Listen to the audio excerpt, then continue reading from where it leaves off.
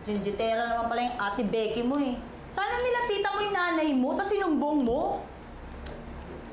Hindi ko po magagawa yun.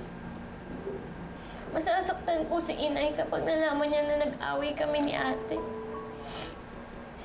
Pero Ana, inaaway ka ng kapatid mo nang wala kang ginagawa sa kanya. Tama naman kasi siya Karen eh. Angkol lang ako. Mas may karapatan siya sa pagmamahal ni inay. Ayoko din namang ipagdamot yun. Kaya kahit masakit, ako na lang yung lalayo. Ana, huwag ka masyadong magpakamartir. Ganun talaga, Nina eh. Sampid lang ako. Sampid lang din ako kay Lola Carmela. Wala namang may gusto sa akin eh. Mag-isa lang naman ako eh. Hindi ka nag-iisa, Ana. I feel the same way. Ana, Nina, nandito tayo para sa isa't isa.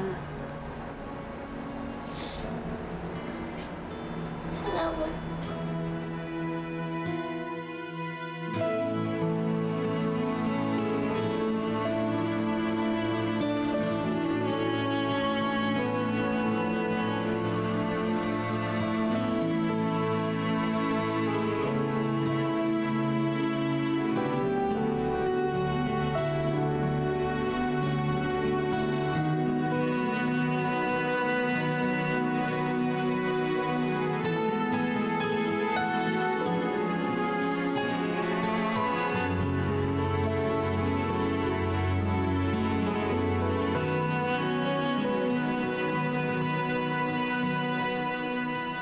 Miss na kita, nak. Mas masaya sana si nanay kung nandito ka.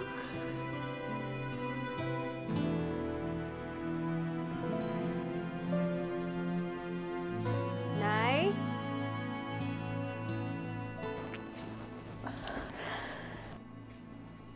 Tara na, Nay.